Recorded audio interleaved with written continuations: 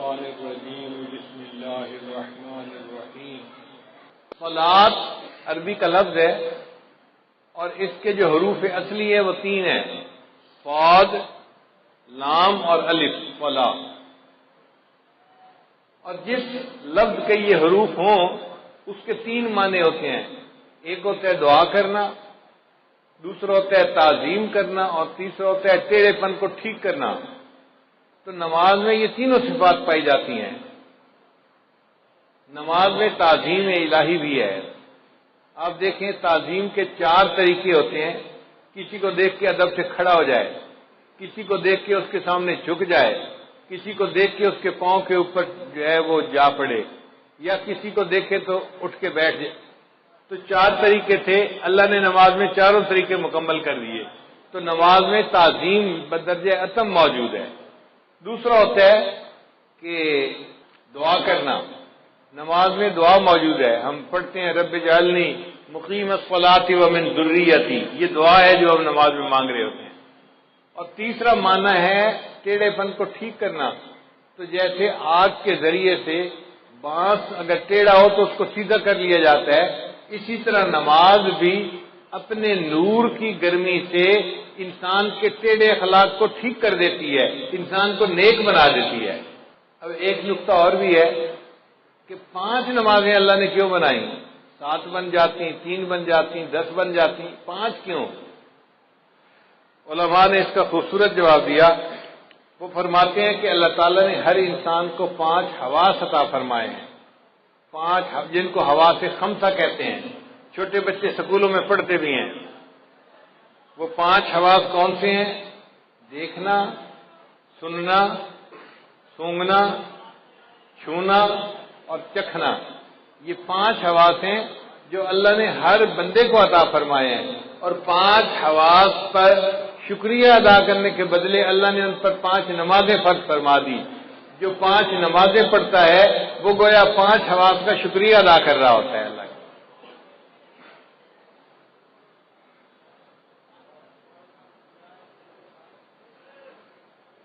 بعض علماء نے کہا کہ 5 نعمتیں بنیادی ہیں، کھانا، پینا، کپڑا، مکان، بیوی۔ اب یہ ہر بندے کو ان کی ضرورت ہوتی ہے، تو اللہ نے 5 نمازیں اس لیے فرض ادا فرمائی کہ میرے بندے 5 نمازیں پڑھنے سے تم 5 نعمتوں کا شکر ادا کرنے والے بن جاؤ گے۔ بعض علماء نے لکھا کہ 5 مصیبتیں ہیں جن میں سے ہر بندے نے گزرنا ہے۔ ایک ہے موت، دوسری ہے قبر، تیسرا ہے حشر، چوتھا ہے پل صراط اور 5واں ہے میزان۔ یہ 5 ایسی مصیبتیں ہیں کہ جن میں سے ہر بندے کو گزرنا ہی ہے، چاہے نیک ہو یا بد ہو۔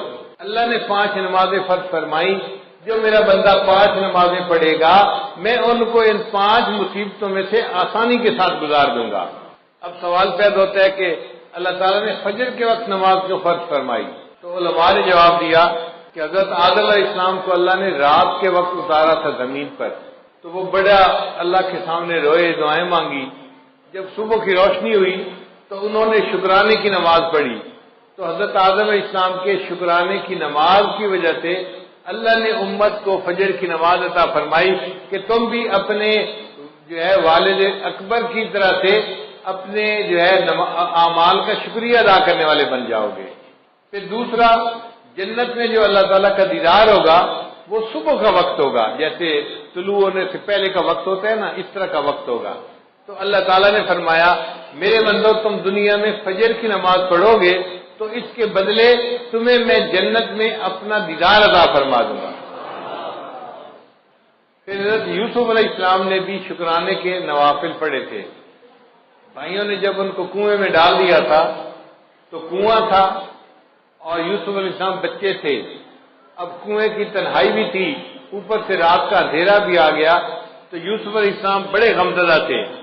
ایک تو بھائیوں نے زیادتی کی اور دوسرا تنہائی تھی اور اندھیرا تھا، اور وہ سمجھ رہے تھے کہ شاید اب مجھے باقی زندگی اندھیرے میں ہی گزارنی پڑے گی۔ جب تہجد کا وقت ہوا تو یوسف علیہ السلام بڑے پریشان تھے۔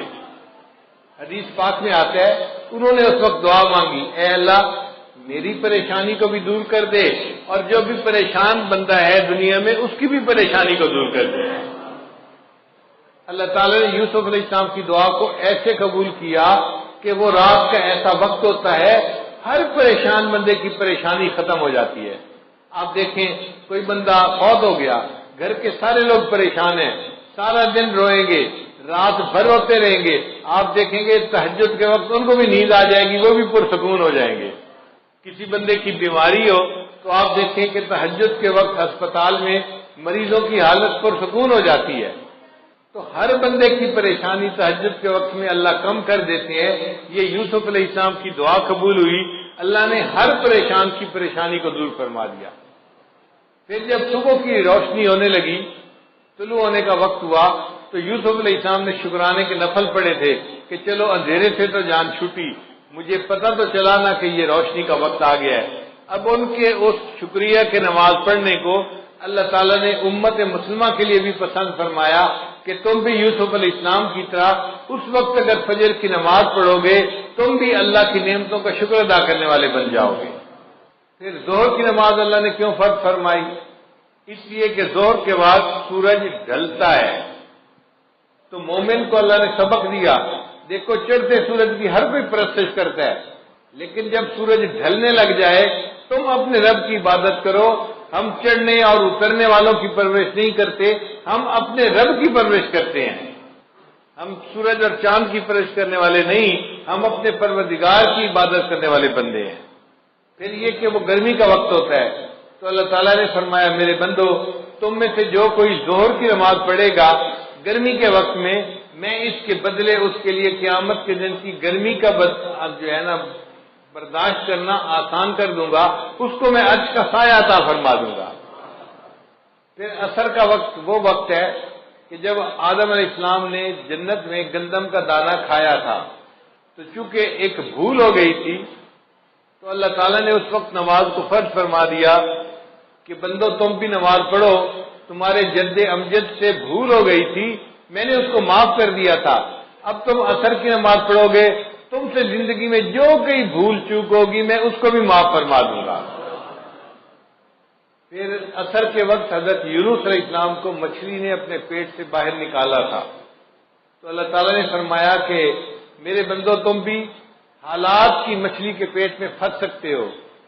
مثال کے طور پہ کوئی قرضے کے اندر پھنسا ہوا ہے، ادا نہیں ہو رہا، کسی کا کاروبار بند ہے، چلتا نہیں، کوئی بیماری کی مصیبت میں پھنسا ہوا ہے، بیماری دور نہیں ہوتی، کوئی بچی گھر بیٹھی ہے، رشتہ نہیں آتا، وہ حالات کی مچھلی کے پیٹ میں پھنسی ہوئی ہے۔ اب اس مچھلی کے پیٹ سے کیسے نکلے؟ عصر کی نماز پڑھو گے اللہ تعالیٰ تمہیں ان مصیبتوں کی مچھلی کے پیٹ سے نکال دیں گے، مسئلوں کو حل کر دیں گے۔ پھر قبر میں جو میت سے سوال جواب ہوتا ہے تو اس وقت عصر کا وقت ہوتا ہے، تو عصر کی نماز اس لیے قائم فرمائی کہ جو بندہ عصر کی نماز دنیا میں پڑھے گا اس کے لیے قبر میں سوال و جواب کا دینا اللہ آسان فرما دیں گے۔ مغرب کی نماز اللہ نے کیوں فرض فرمائی؟ اس لیے کہ سارے دن میں جو غلطیاں ہوئی، کوتاہیاں ہوئیں، اب یہ مغرب کی نماز پڑھے گا اللہ پورے دن کے گناہوں کو اس کے بدلے معاف فرما دیں گے۔ حضرت آدم علیہ السلام کی توبہ اللہ نے مغرب کے وقت قبول فرمائی تھی، تو امت محمدیہ کو مغرب کی نماز دی گئی کہ تم اگر مغرب کی نماز پڑھو گے اس کے بدلے ہم تمہاری زندگی کے سب گناہوں کو معاف کر دیں گے، تمہاری توبہ کو بھی قبول فرما لیں گے۔ اب عشاء کی نماز یہ اس امت کی خصوصیت ہے، پہلے کسی امت کو عشاء کی نماز نہیں ملی، عشاء کی نماز امت محمدیہ ہی کو ملی ہے۔ کیوں کہ نبی علیہ السلام کو جو معراج ملا تھا وہ عشاء کی نماز کے وقت ملا تھا۔ اللہ نے فرمایا میرے محبوب آپ کی امت عشاء کی نماز پڑھے گی، آپ کو تو میں نے جسمانی معراج عطا فرمایا، آپ کی امت کو عشاء کی نماز کے بدلے روحانی معراج عطا فرما دو۔